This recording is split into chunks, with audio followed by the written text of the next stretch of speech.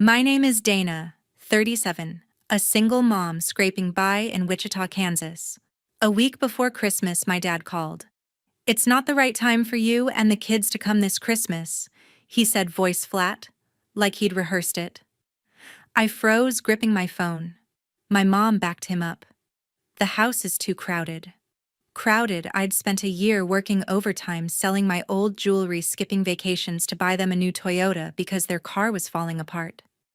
I thought it'd be a surprise they'd love. Then I saw the pictures online. My brother, his wife, their coworker, and even the coworker's dog were all at my parents' house in Topeka, laughing around a glittering Christmas tree. My kids, my daughter 8 and son 6, weren't welcome, but a dog was. My chest tightened. I snapped a photo of the Toyota wrapped in a red bow and sent it to the family group chat. No caption, just the image. 30 minutes later, my phone exploded. 22 missed calls from my parents, my brother, even my aunt. I didn't answer. Instead, I typed one reply: "Now is not the right time to pick up," and hit send. The group chat went dead silent. What happened next flipped my entire world upside down, and trust me, you'll want to hear how it ends. What would you have done in my place? Have you ever faced something like this in your own family? Share your thoughts in the comments. I'd love to hear your story. The group chat stayed quiet after my reply, but the hurt didn't fade. I still raw from my dad's call last week saying my kids and I weren't welcome at their Christmas in Topeka. I'd poured everything into buying them a new Toyota. Their old sedan was a wreck, rusted fenders, a coughing engine that left my dad stranded at the pharmacy or church. I took on extra freelance accounting jobs, hunched over spreadsheets until midnight after tucking my kids into bed. I canceled a summer trip to the Ozarks, telling Riley and Eli we'd save for something special. I sold my old engagement ring, the one I'd kept despite the divorce, and a sapphire necklace my grandma left me. Every cent went into that car, a sleek silver Toyota I imagined pulling into their driveway, my dad's face lighting up with relief. On Christmas Eve, I opened my phone and felt my stomach twist. Timothy's wife had posted photos from my parents' house in Topeka, a sparkling tree, a table piled with turkey and pecan pie, and my brother Timothy laughing next to his coworker and the guy's shaggy mutt. A dog was welcome, but my 8-year-old daughter and 6-year-old son weren't. My throat tightened. Riley climbed onto the couch, her braid swinging as she looked up. "Why didn't we go to Grandma's?" she asked, voice small. Eli tugged my hand, his eyes wide. "Are we in trouble?" I swallowed hard, forcing a smile. "No, sweeties, we're having our own Christmas here," I said, nodding at our modest tree in the Wichita living room. I poured them hot cocoa piled on extra marshmallows and turned on a movie, but my heart was heavy. It wasn't just being left out. My mom's always put Timothy on a pedestal. He's in tech, married to a woman with a fat bank account, living in a fancy house with no cares. He never paid a dime for my parents' expenses, not the electric bill that spiked last winter, not the roof leak I covered in March. I wired money from my savings, skipping new shoes for Eli, while Timothy bought his wife another designer purse. My mom would call raving about Timothy's big promotion or his perfect life, barely asking about me. I'd offer to help with their bills, and she'd say, "Timothy's got it covered." He never did. I sent checks anyway, thinking that's what daughters do. But seeing that dog sprawled on my mom's rug while my kids sat home wondering why they weren't enough, that was a knife to the chest. I kept checking the group chat, expecting an apology, an explanation. Nothing. Not a word from Timothy, who'd probably seen my message and shrugged. Not from my mom, who'd planned the whole party.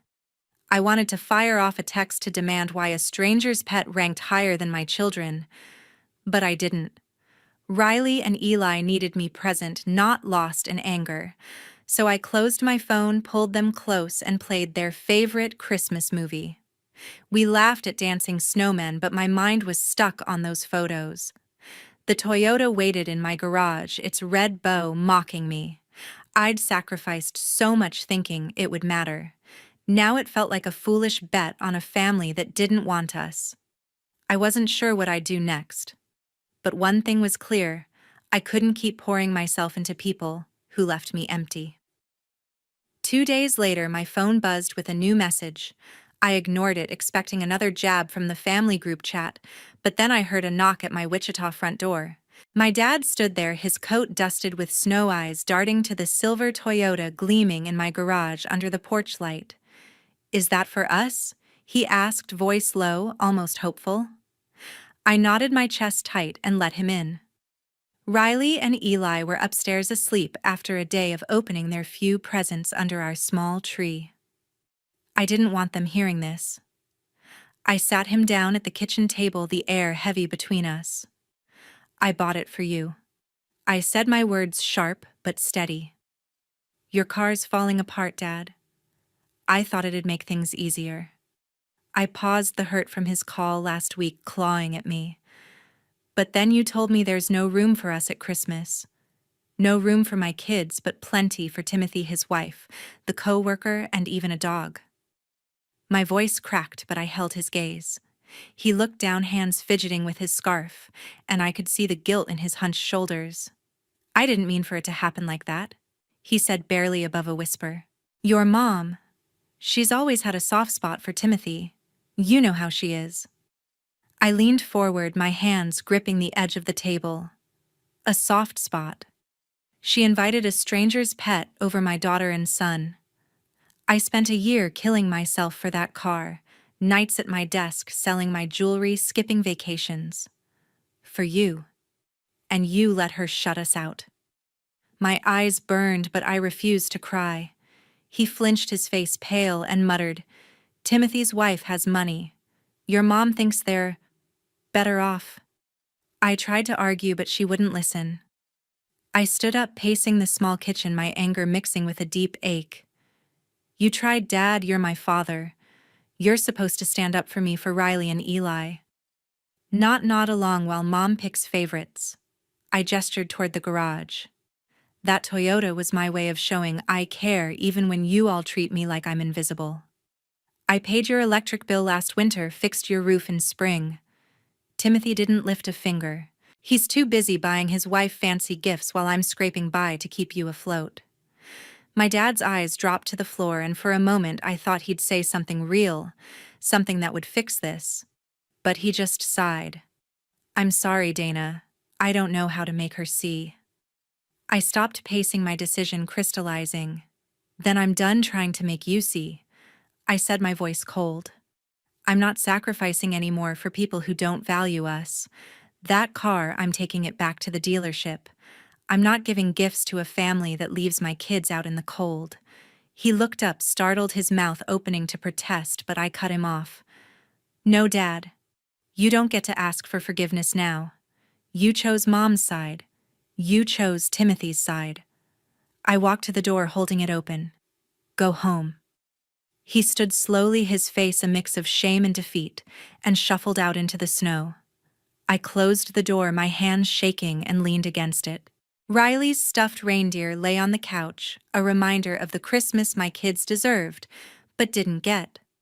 I wasn't sure what would come next, but I knew I couldn't keep carrying a family that didn't carry me back. A week after Christmas, the group chat lit up again. I was in the kitchen washing dishes from a quiet dinner with Riley and Eli when my phone pinged relentlessly. I wiped my hands, expecting a belated apology from my dad after our tense talk, but instead, I saw my mom's name pop up. She'd posted on her public Facebook page a long rant about how I'd ruined Christmas by selfishly holding onto a car meant for the family. The post had a photo of their old rusted sedan parked in their Topeka driveway, captioned, "Some people care more about themselves than their parents' needs." My heart pounded.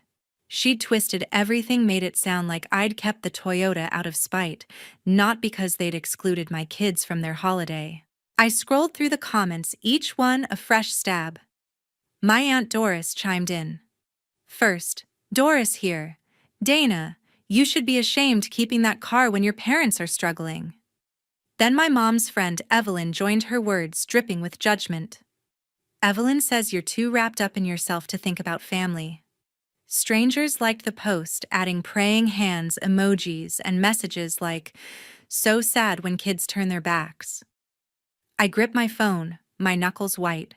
They hadn't just excluded us, now they were painting me as the villain.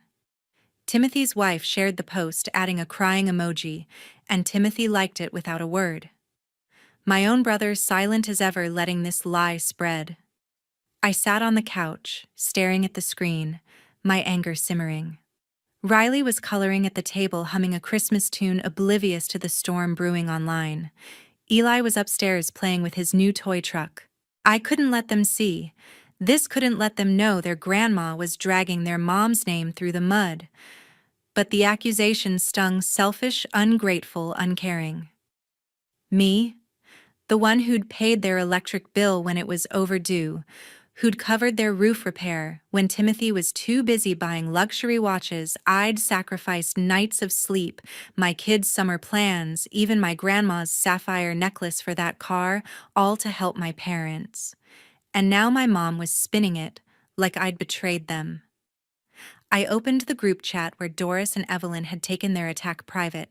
Doris typed, "You're breaking your parents' hearts, Dana. That car was their lifeline." Evelyn added, "You've always been stubborn, but this is low even for you." I wanted to scream, to type a novel calling out their hypocrisy. My mom had invited a dog to Christmas, but not my kids. Timothy hadn't sent a dime for our parents' bills in years. Yet I was the selfish one. My fingers hovered over the keyboard, but I stopped. Words wouldn't fix this. They'd just twist them again. Instead, I made a plan. The next morning, I drove the Toyota to the dealership in Wichita, the red bow still tied to its hood. The salesman, a guy named Mike, raised an eyebrow as I pulled in. "Changed your mind?" he asked, glancing at the car. I nodded, my jaw tight. "Yeah, it's not the right fit." He walked me through the return process, explaining the $3,000 restocking fee.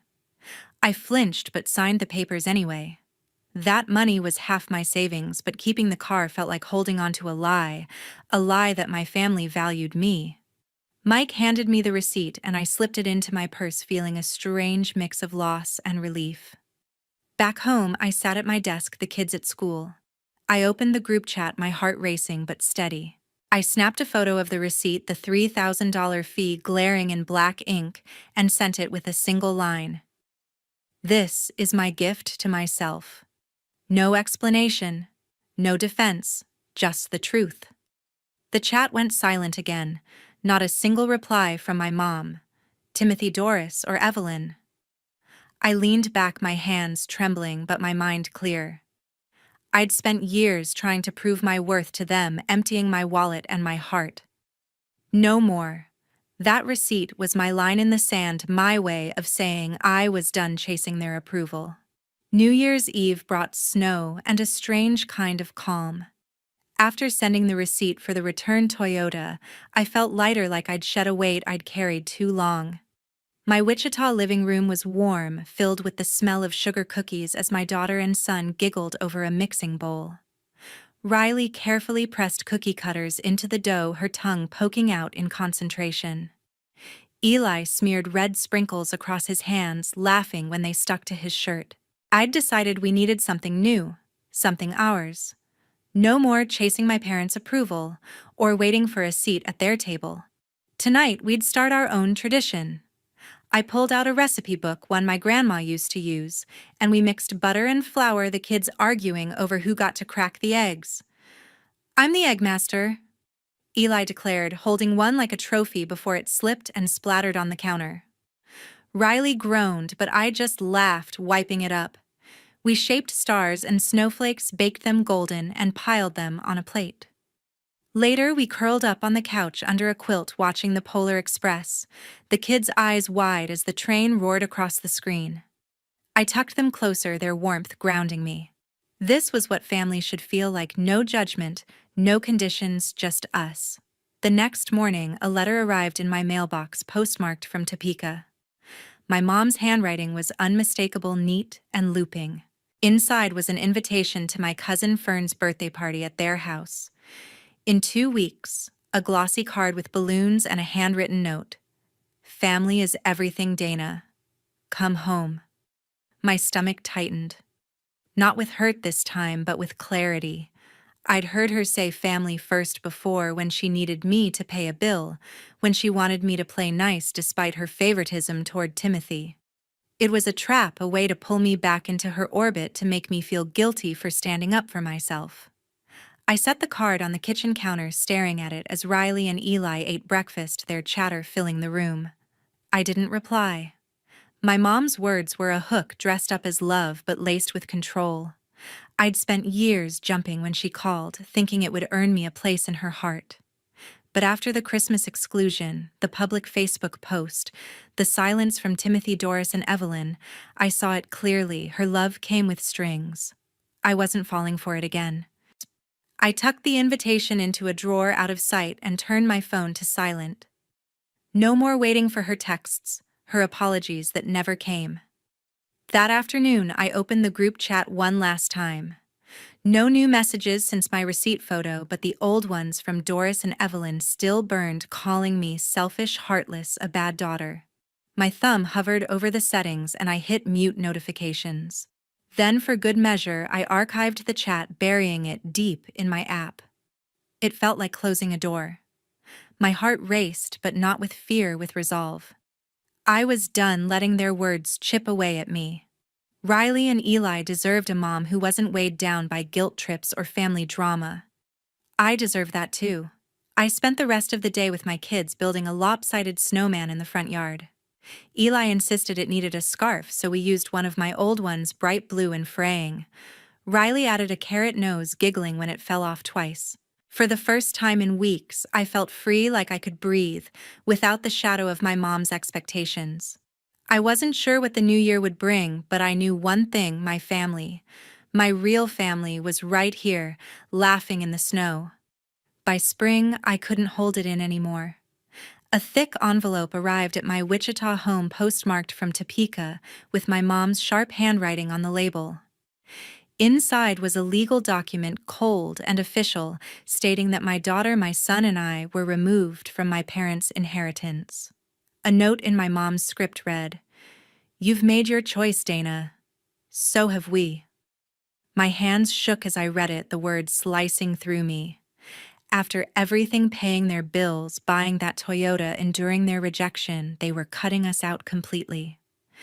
I sat at my kitchen table, the kids at school, and felt a wave of anger mixed with something new: resolve. I wasn't going to let this break me. I needed someone to hear me, someone who'd understand. So I drove to Topeka, to my grandpa Raymond's small house on the edge of town. Raymond opened the door, his face weathered but kind, and ushered me into his living room. It smelled of old books and coffee, a familiar comfort. I sat on his worn couch, clutching the legal papers, and poured out everything. I told him how I'd worked overtime for years, taking on extra accounting jobs to cover my parents' electric bills and roof repairs when their savings ran dry. I described the Christmas when my dad said there was no room for us, how my mom invited Timothy, his wife, the coworker, and even a dog, but left my kids out. I showed him screenshots of my mom's Facebook post accusing me of ruining their holiday by keeping the car I'd bought for them. I explained how Doris and Evelyn piled on, calling me selfish, and how I'd paid $3,000 to return the Toyota, sending the receipt to shut them up. Raymond listened, his eyes narrowing as I spoke. When I finished, he leaned back in his armchair, his hands gripping the armrests. "Your mom's always been stubborn," he said, his voice low but firm. "But this, cutting you and the kids out, that's not right." He shook his head, his jaw tight. "I didn't raise her to play favorites like that, to hurt her own daughter." I swallowed hard, my throat tight with gratitude. For the first time in months, someone in my family saw me, really saw me. Raymond reached for the papers, scanning them with a scowl. "I'll look into this, Dana," he promised. "This isn't over." I nodded, a weight lifting off my shoulders. Sharing it with Raymond didn't erase the pain, but it made it bearable. I told him I wasn't going back to that toxic cycle, begging for my mom's approval, jumping at her demands only to be pushed away. I'm done with them, I said, my voice steady. I've got my daughter and son to think about. They deserve better than a family that treats us like this. Raymond reached over, squeezing my hand. You're stronger than they know, he said. You always have been. Driving back to Wichita, I felt a quiet clarity. My mom's decision to cut us out hurt, but it also freed me. I wasn't tied to her expectations anymore, her guilt trips, or her favoritism toward Timothy. I glanced at the empty passenger seat where the legal papers had been and knew I'd made the right choice.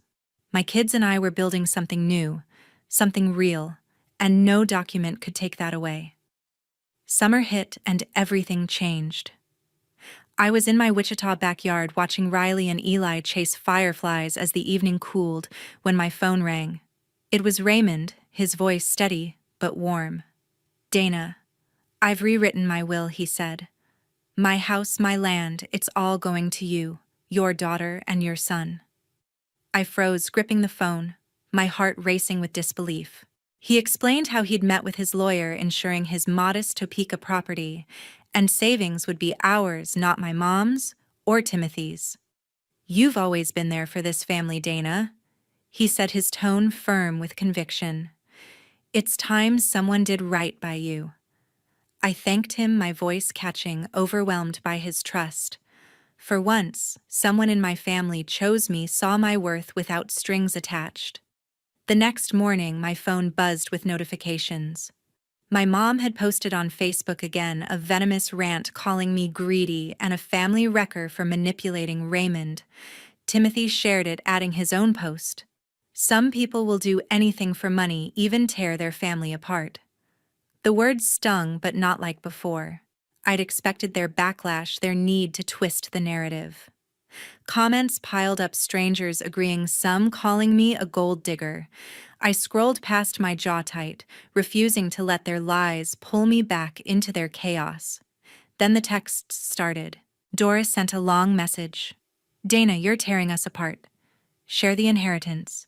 It's the only way to keep peace. Evelyn followed, her tone sharp. You've gone too far. Think of your parents, not just yourself. I stared at the screen, my anger flaring. Peace. They wanted me to give up what Raymond chose for me, to bow to their demands after they'd excluded my kids, smeared my name, and cut us out of their lives.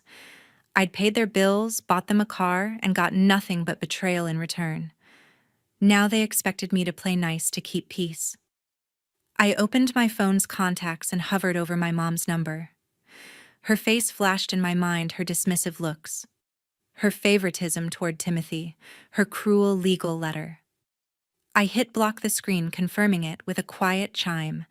I did the same for Timothy, picturing his smug silence as he liked my mom's posts. Doris and Evelyn went next, their messages still glowing with guilt trips. My finger lingered on the final button, and I pressed it, severing their access to me. The silence that followed was heavy but freeing. I wasn't running back to their drama, their accusations, their warped version of family. I stepped outside where Riley was drawing chalk rainbows on the driveway, and Eli was digging in the dirt. They looked up, smiling, unaware of the storm I'd just shut out. I'd spent years trying to prove myself to people who never saw me. Now, with Raymond's gift and my kids' laughter, I knew my worth. I was done with their poison. By fall, the silence felt like freedom. I sat at my desk in Wichita, staring at my bank account where $3,000 still lingered, the money I'd set aside to help my parents with their next bill. I'd held onto it, thinking I owed them one last gesture, but after everything, their exclusion, their lies, their legal threats, I realized I owed them nothing. I logged into my banking app, typed out a transfer to my mom's account, and added a note. This is the last thing I owe you. My finger hesitated over the send button, my chest tight with finality. Then I pressed it, watching the balance drop. It wasn't about the money. It was about closing the door for good. I heard through a mutual friend in Topeka that my mom and Timothy were struggling. Without Raymond's inheritance, they were stuck covering their own medical bills. My dad's heart medication wasn't cheap, and a leaking roof that needed urgent repairs. Timothy, who'd always relied on flashy purchases to keep up appearances, was scrambling to pay off his credit card debt. Their posts on social media had stopped, replaced by tense silence. I felt a flicker of pity, but it faded fast. They'd made their choices just as I'd made mine. Meanwhile, my daughter, my son, and I were building something new. On weekends, we'd head to Sedgwick County Park, where Riley would race Eli to the swings, their laughter echoing as they pushed each other higher. At home, we played board games. Monopoly was Eli's favorite, though he always tried to sneak extra houses onto the board. One evening, we baked pumpkin muffins, the kitchen filled with the warm scent of cinnamon. Riley stirred the batter, her face smudged with flour, while Eli insisted on adding extra chocolate chips. I watched them, my heart full. This was our life now, simple, joyful hours. Looking back, I learned that self-respect means drawing a line and standing by it. Setting boundaries wasn't just about saying no to my mom, Timothy, Doris, or Evelyn. It was about saying yes to myself, to my kids, to a life free from their toxicity. I'd spent years trying to earn their love, but love shouldn't come with a price tag. Cutting them off, returning that final payment, choosing my own path, it was how I protected my peace. Thank you for staying with my story. Share your thoughts below. What would you do in my place? See.